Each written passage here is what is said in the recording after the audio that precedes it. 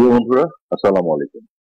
কেউ কেউ বলছেন যে আওয়ামী লীগ এত কিছু ঘটে গেছে, তারপরে কোনো অনুশোচনা নেই, আওয়ামী লীগ ক্ষমা চাচ্ছে না। আমার প্রশ্ন হলো যে আওয়ামী লীগ কার কাছে ক্ষমা প্রার্থনা করবে? জুলাই আগস্টে যে ঘটনাগুলি ঘটেছে, সেই সময় আওয়ামী লীগ অবশ্যই ক্ষমতায় ছিল এবং তার ফলে সরকারে থাকার কারণে আওয়ামী লীগ কিন্তু প্রতিটি ঘটনার দায় দায়িত্ব নিয়েছে এবং প্রতিটি ঘটনার দায় দায়িত্ব নিয়েছে বলেই আওয়ামী লীগ সরকার তখন জুডিশিয়াল কমিটি করে সেগুলো তদন্ত করতে চেয়েছিল, প্রতিটি ঘটনার তদন্ত করে দোষীদের বিচারের আওতায় আনতে চেয়েছিল এবং যেসব পরিবারগুলো ক্ষতিগ্রস্ত হয়েছিল তাদের পাশে মাননীয় প্রধানমন্ত্রী দাঁড়িয়েছিলেন, সহযোগিতার হাত বাড়িয়ে দিয়েছেন। কিন্তু এখন প্রশ্ন হচ্ছে যে এই যে এরা বাড়িয়ে বাড়িয়ে বলে যে 1400 মানুষ হত্যাকাণ্ডের শিকার হয়েছে, কেউ বলে 2000, অথচ ইউনূসের সরকারের হেলথ মিনিস্ট্রির রিপোর্ট অনুযায়ী 858 জন তারা এখন পর্যন্ত পেয়েছে, যারা জুলাই আগস্টে তারা যেটা বলতে যাচ্ছে যে মৃত্যুবরণ করেছে। অথচ এই লিস্টের মধ্যে দেখা গেছে যে গাজীপুরের সাবেক মেয়র জাহাঙ্গীরের এপিএস জুয়েল, তার নামও আছে।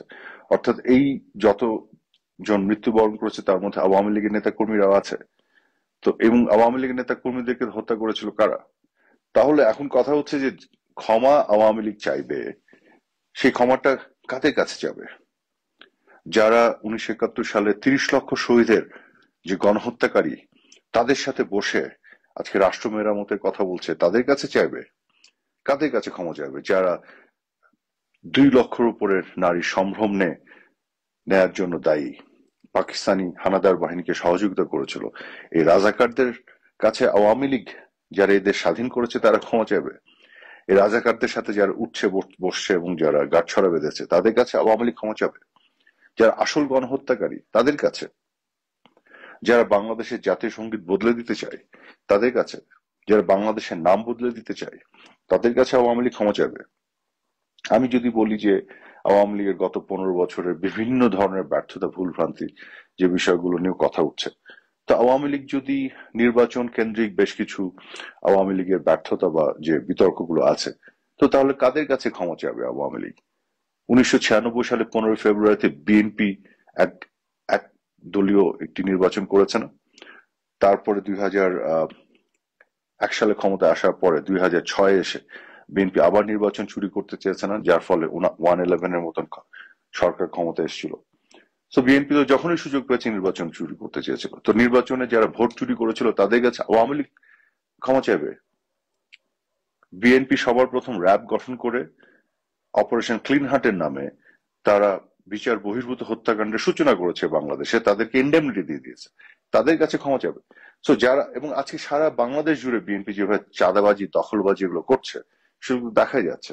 তো যারা ভোট চোর, যারা 21শে আগস্টে হত্যাকাণ্ড করেছে গ্রেনেড মেরে, যারা জঙ্গিবাদের উত্থান ঘটিয়েছে বাংলাদেশে, যারা বাংলাদেশে বিচার বহির্ভূত হত্যাকাণ্ডের সূচনা ঘটিয়েছে, যারা 1971 সালের 30 লক্ষ শহীদের হত্যার পিছনে, গণহত্যার পিছনে দায়ী, এই সকল যে জোটবদ্ধ হয়ে যারা আজকে বসে আছে, তাদের কাছে আওয়ামী লীগ ক্ষমা চাবে কেন?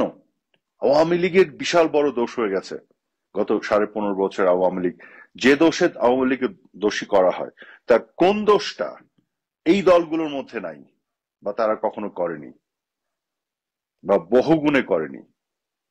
তাহলে আজকে ক্ষমার চাওয়ার প্রসঙ্গ কেন আসছে? হ্যাঁ, আওয়ামী লীগ একটি রাজনৈতিক দল হিসেবে তার একটি ঐতিহ্য আছে। এদেশের জন্মের পেছনে আওয়ামী লীগের ভূমিকা আছে। বাংলাদেশের গণতন্ত্র প্রতিষ্ঠার লড়াই সংগ্রামে আওয়ামী লীগের ভূমিকা আছে। আওয়ামী লীগ জনমানুষের মধ্য থেকে জন্ম নিয়েছে। আওয়ামী লীগ কোনো কিংস পার্টি না। আওয়ামী লীগ ক্যান্টনমেন্ট থেকে জন্ম নেয়নি। আওয়ামী লীগ রাজাকারীর মাধ্যমে টিকে থাকেনি। কাজেই পাকিস্তান, পাক হানাদার বাহিনী পদলেহনকারী জামাতের মতন চরিত্র আওয়ামী লীগের না। কাজে আওয়ামী লীগ হচ্ছে একমাত্র সত্যিকার অর্থে জনগণের দল বাংলাদেশে, যার জন্ম এবং বেড়ে ওঠা জনগণের মধ্য দিয়ে। কাজে আওয়ামী লীগ অবশ্যই ঘুরে ঘুরে জনগণের কাছে যাবে। আওয়ামী লীগের যদি ক্ষমা চাইতে হয় জনগণের কাছে যাবে। জনগণের কাছে আওয়ামী লীগের সবকিছু চাওয়া পাওয়া এবং তার অনুযোগ, তার অভিযোগ, তার অভিমান, তার ক্ষোভ, রাগ, ক্ষমা প্রার্থনা সবকিছু জনগণের কাছে।